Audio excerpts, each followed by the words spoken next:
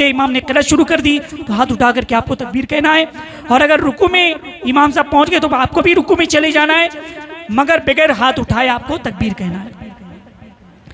और इसी तरह अगर किसी की ईद की एक रकत नमाज छूट गई है तो अब वो दूसरी रकत में पहली रकत की तकबीर का इआदा न करे।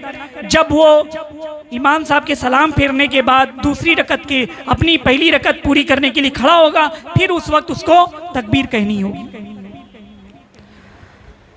पहली रकत में इमाम तकबीरें भूल गया और क़िरात शुरू कर दी तो क़िरात के बाद कह ले या रुकू में कह ले और क़िरात का इआदा ना करे।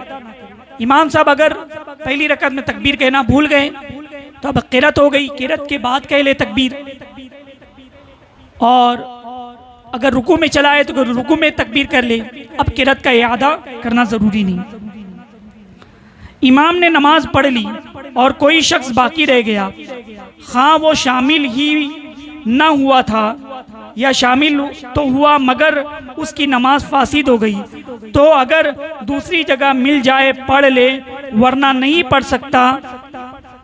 हाँ बेहतर ये कि ये शख्स 4 रकत चाश्त की नमाज पढ़े।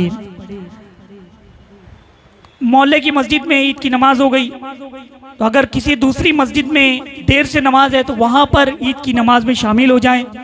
अगर वहाँ भी छूट गई नमाज तो अब फिर उसके बाद 4 रकत चाश की नमाज पढ़ ले। अल्लाह तबारक